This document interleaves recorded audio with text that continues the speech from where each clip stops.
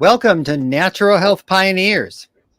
We appreciate you seeing us again today, and we have a special show for you coming up shortly.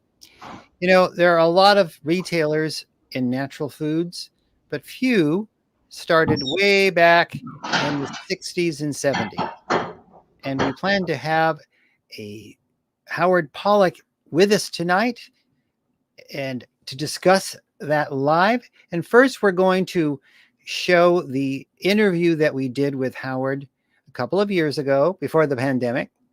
And then we'll have some live discussions updating what's been going on with him and other details about his adventure as a natural foods retailer, distributor, and really manufacturer.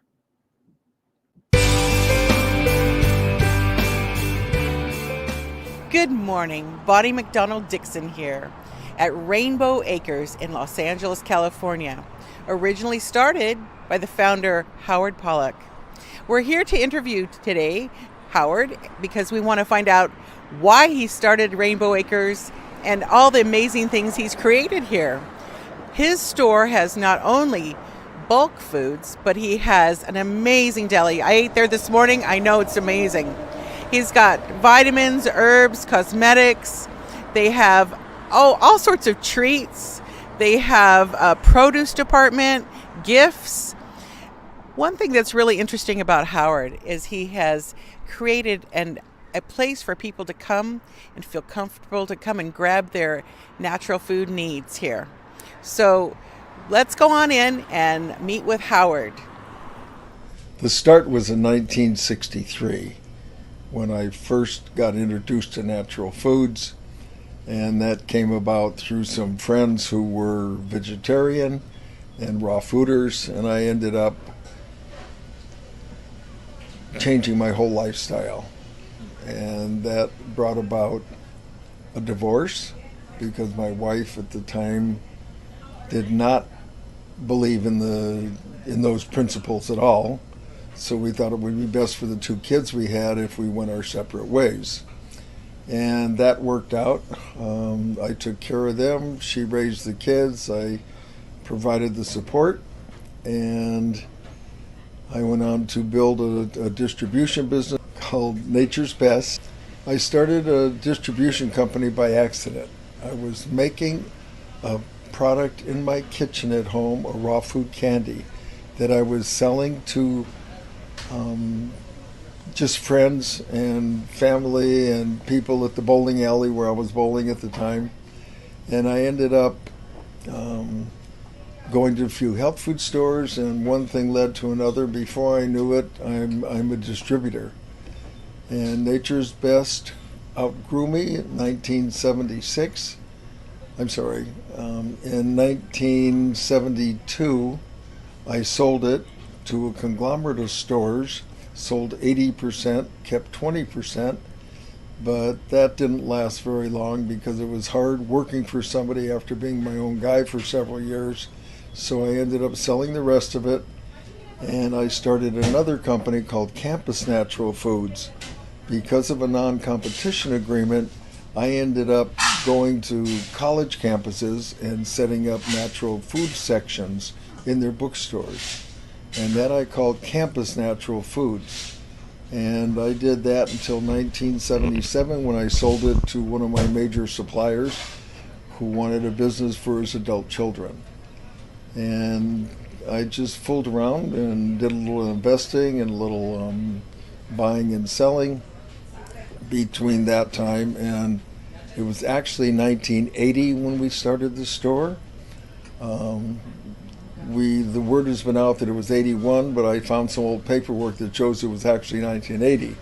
So 40 years ago, we started with the little 2,000 square foot section in this shopping center that we've now taken over the 3 buildings on the block. The only other business still available here is Van's Shoe Store, and they've been here longer than me. So that's the genesis of the growth of this store. And I attribute the growth to an amazing staff. I've had people working for many, many years. Doug has been my general manager for, I think, 38 or 39 of those years.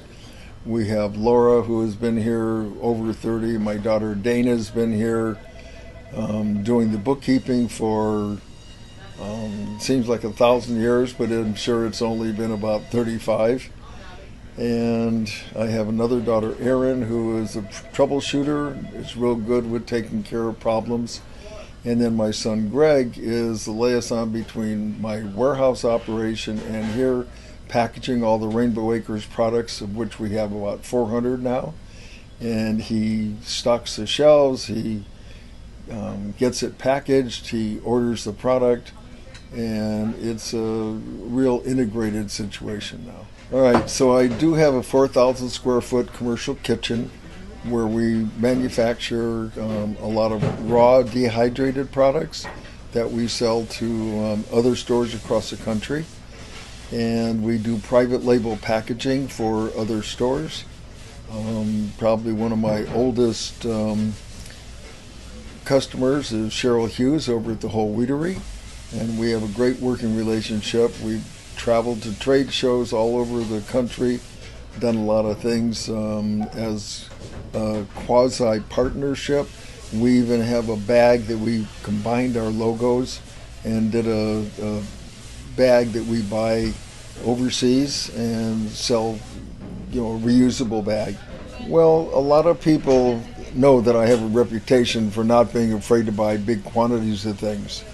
And this store has sold some pretty amazing things in the past. We're probably the only health food store that sold refrigerators, that has sold luggage. We've sold giant footballs that were actually, or football helmets that were logoed and that were actually trash cans. And we also did a lot of office furniture. I once bought a truckload of filing cabinets and chairs and desks and things, and I have somebody in my warehouse that loves to put that stuff together, so it was all things that he assembled, and then we'd bring them in a little bit at a time, put them in a small space, and sell them a piece or two at a time. And that has always been a fun kind of the business. So I've always had a good time finding things and selling things. And then people come to me with the deals, and I'm not afraid to buy a few pallets of something, like some chips that are still have lots of shelf life to me, which would be 2 to 3 months, but to be in distribution, they need 9 to 12 months. So it's worked well for me. The next thing is have lots of capital, because you've got to have a full store to impress your customers when you come in. When they come in and find 2 or 3 items on a shelf, then that's not going to impress them. That's not going to give them confidence that you're doing a good business, turning your merchandise over, and always having fresh supply for them. So I would say, if you're going to go into business and you think it's going to cost you $50,000, then wake up. It's going to cost you $100,000 or $150,000, even in a small store, to get set up. All the regulations now, all the things that the health department and the state officials make you do, especially here in the state of California, which is about as unfriendly to business as you can get. And that's why businesses are leaving this state. We're stuck. We're going to be here until the cows come home, because we have an established situation and we've managed to get around and learn to deal with all those regulations. But it's hard. It's more and more difficult with the health situation. The low unemployment has made it more and more difficult to find good employees. We've been very fortunate in that we do have a lot of good employees, and they work together as a team, and we're pretty happy with it.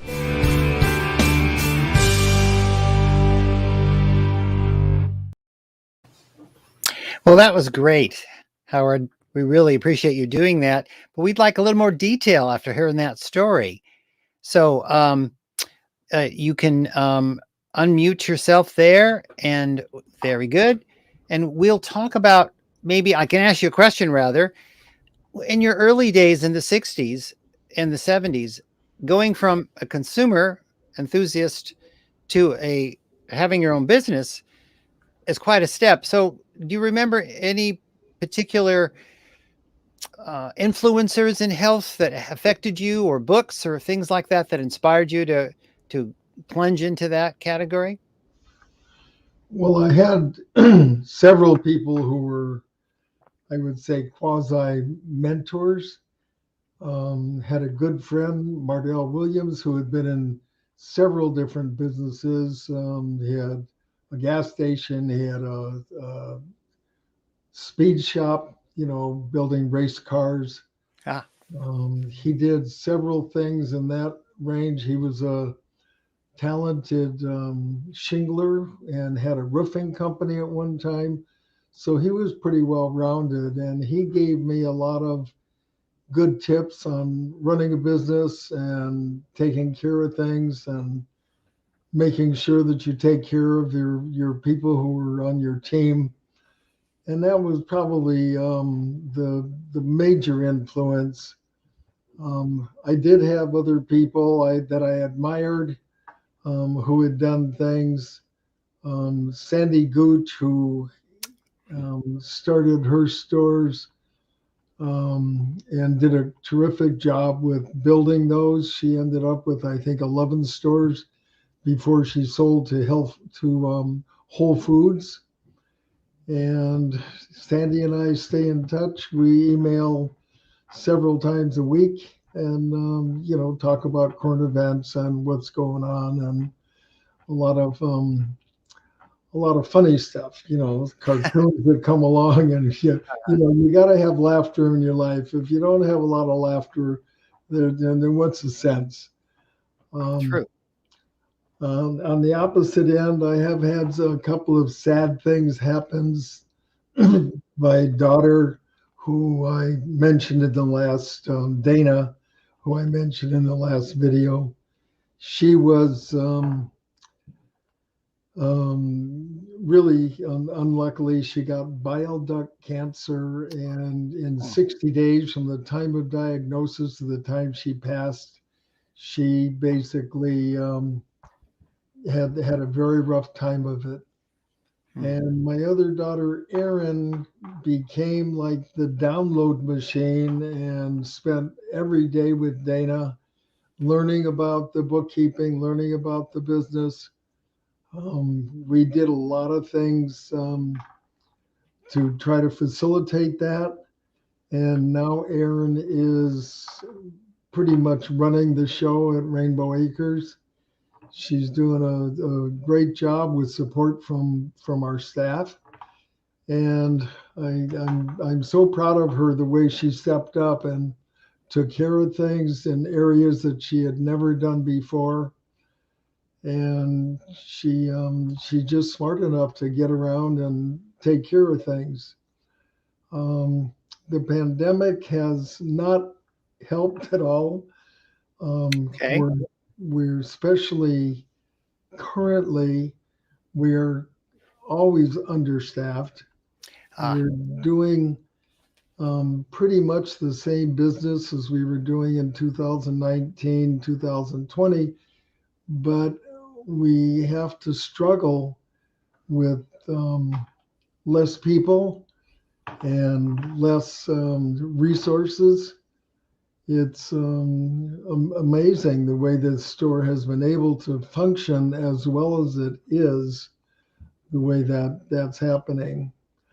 My wholesale operation, out of the warehouse, we talked about a 4,000 square foot commercial kitchen, but the warehouse itself is 18,000 square feet. whoa. I'm able to store a lot of things. I bring in glass from China and then turn those into sprouting jars using a stainless steel mesh screen. And Oh, yeah. I sell those under the Rainbow Acres label, and I have some private label customers in Canada as well as here in the States. Um, we also are manufacturing large quantities for some other companies because we are certified organic. There aren't a lot of certified organic co-packers, and we've been able to fill a niche there and do some interesting things and figuring out how to manufacture um, different products and doing those things at reasonable costs so that everybody is able to take a little bit of the pie and not be a hog about it.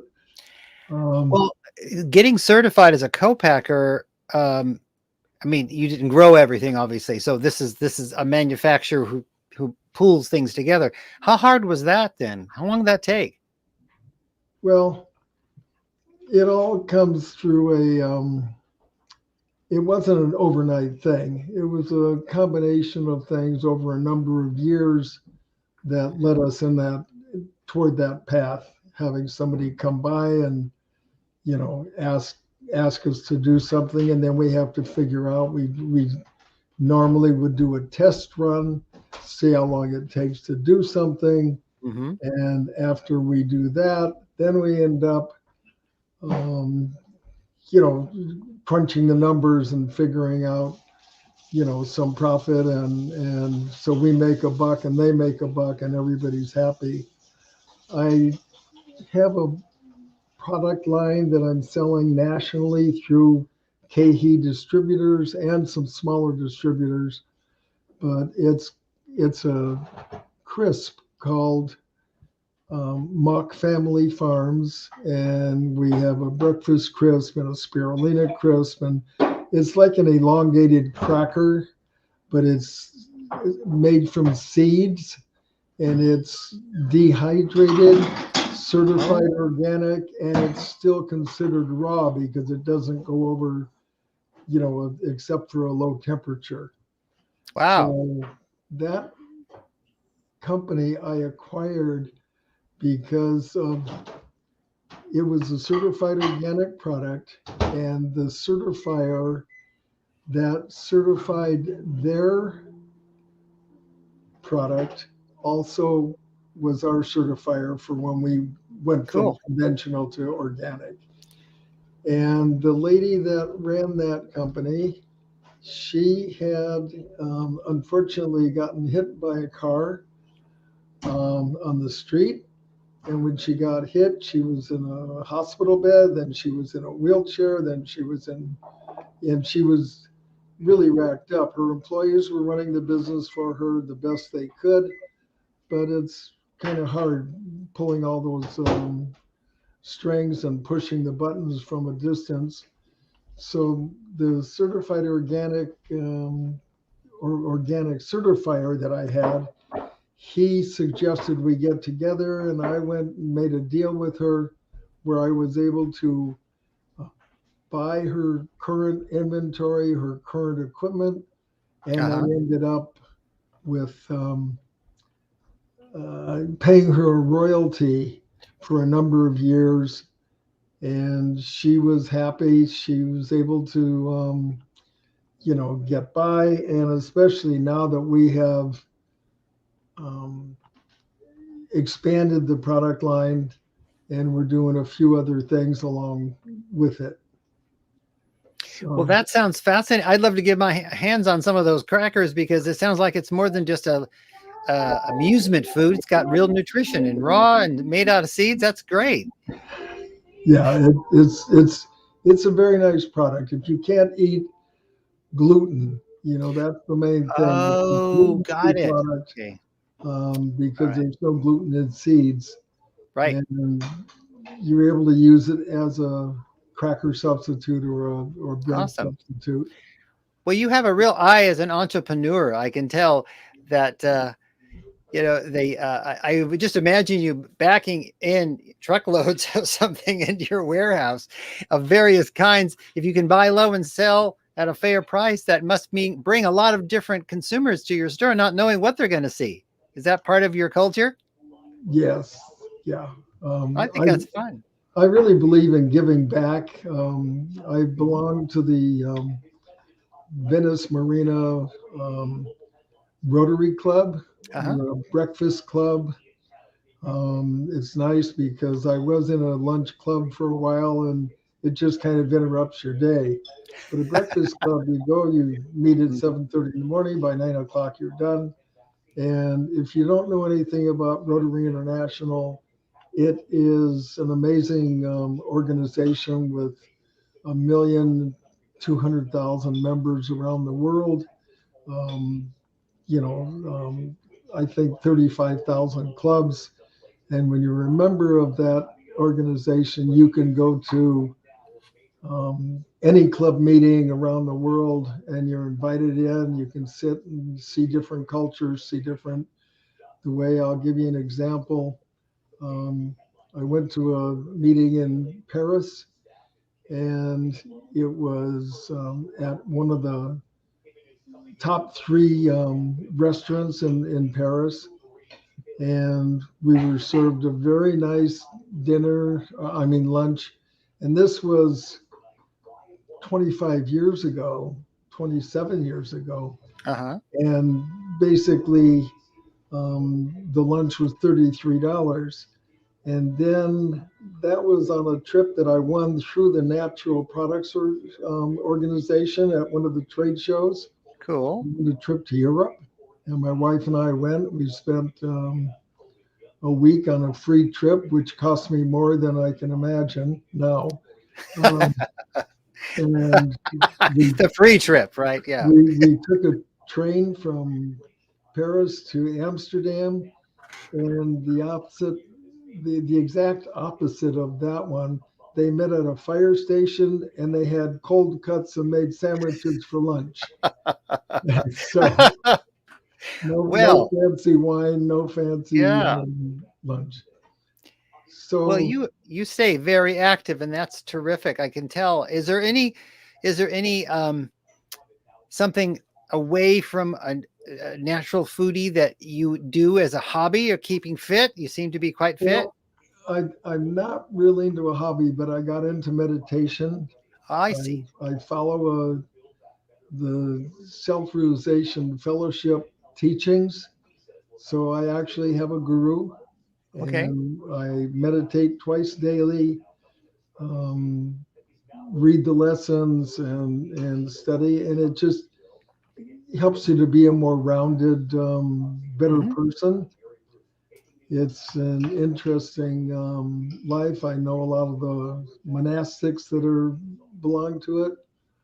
Um, I'm in the process of um, writing a bit of an autobiography, and one of the people helping me is a monk that Hmm. left the organization after a falling out. He was, in disagreement with leadership there, and so he left, and he's doing some really nice lectures and things around the country. Um, so that's kind of what my hobby is. I That have. I So I'm sorry. that's all Um, right. this is Live is live, Howard. So we know it's real. So your the autobiography. When do you think you'll be done with that? well. I hope to get it done the next several months. Cool. Well, This let us year know for about that. sure. We'll leave a link about that to our followers. So make sure you notify us about that. That would be a very interesting Yeah, indeed. it'll give a lot more detail about some of the deals I've been able to make over the years. Yeah, awesome. Um, that's one of the things that allowed us to be in the position we are now. I mean, I'm very fortunate. I joined the Army when I was 17, Uh huh. and so that gave me GI benefits. I was, I think, guided by a higher consciousness. I was able to um, enter the service in 1957 when it was between real fighting, shooting Right. wars. Right. Korean conflict was over and Vietnam had not started yet. Right. So I was out in 1960 completely free. I had no reserve duty or anything. But one of the major things is, let's see, 10 years later, I bought a house in 1970 with no money down.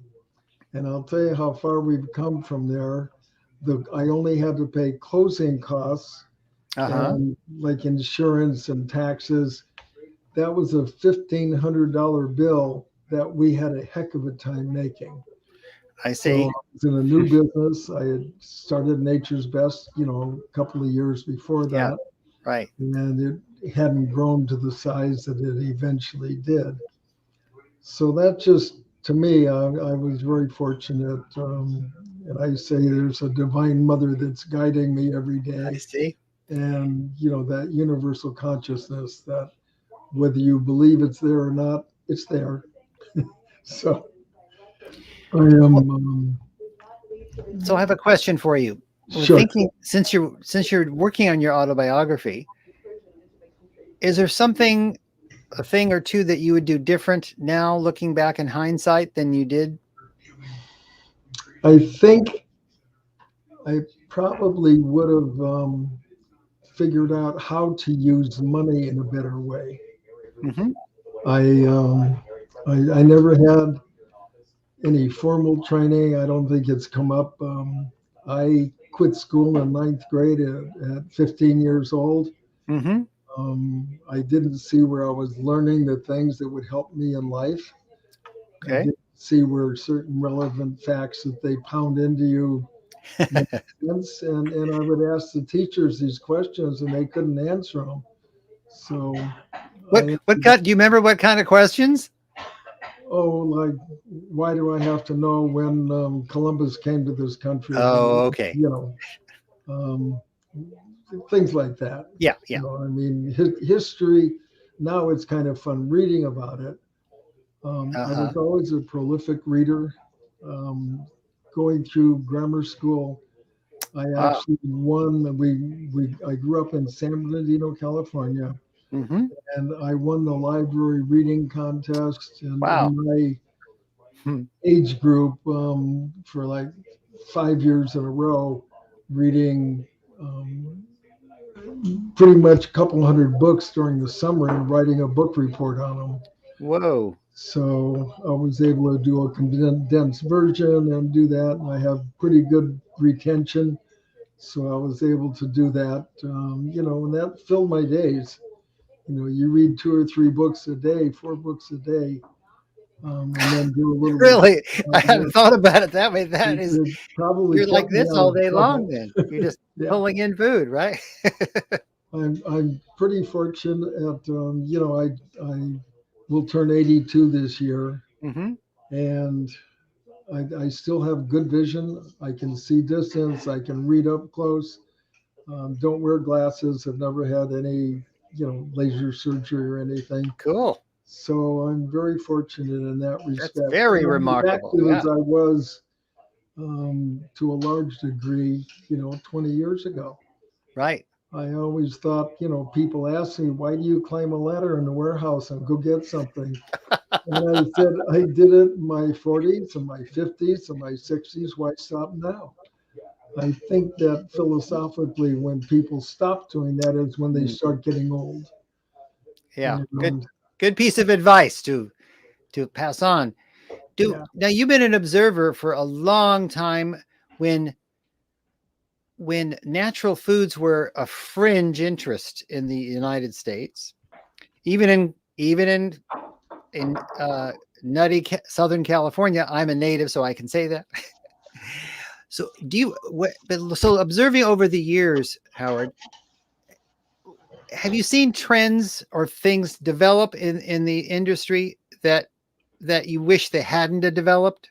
In other words, any places you think that were mistakes, where parts of the industry went, or anything like that? well, probably the biggest change is the major companies that have stepped into the industry because they saw the direction things were going.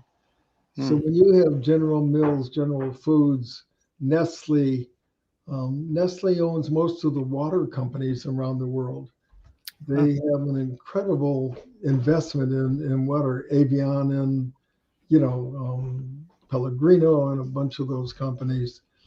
And that's the main thing you see at trade shows. When we went to trade shows, for example, Expo West, which has been going on since the early 80s, that particular show used to be you'd go in and you knew most of the people or a lot of the people, and you could, chat back and forth and give each other tips and get some mentorship and give some mentorship. And what has happened is now it's all suits.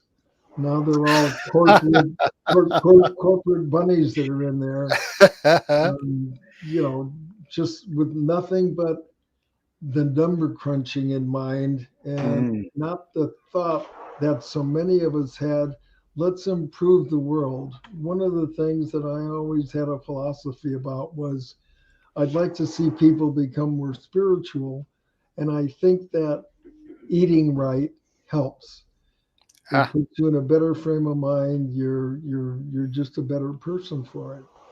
And I think that's where Sandy Gooch made some vast improvements with her operations. She did a very, very good job with her partners and mhm, ended up, actually getting what would be one of the things. Well, there was a term. She had very high standards on the products she would sell in her stores. And if a product became what was called, in quotes, Goochable, then it was really quite a thing. As a matter of fact, I think Sandy is one of the people that should be being interviewed like I am. I She's agree. got some Yes, good things, going on. Uh, absolutely. and anyway, she and her husband, Harry Letterman, have been good friends over the years.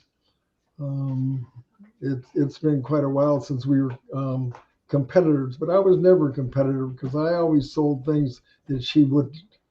I I get it. figured people could make a choice. I, Right. I never restricted what came into the store other than, really bad stuff. We never sold Twinkies. So we, but Well, your anyway, store is located as a grocery store. Then in the neighbor, I mean, you serve the neighborhood in its entirety. It sounds like you gave choices because the neighborhood needed some more than one choice. right. Yeah. Let them read the labels and see if they want to, Yeah. eat a particular item, if they did or didn't. So that was pretty good. I was married briefly in the early 60s, had two children. Unfortunately, their mother came from a family that was really had some squirrely DNA because they ended up, both of my kids have died. Oh. My son Roger died from a heart attack at about, I think, 46 or 47 years Mm, old.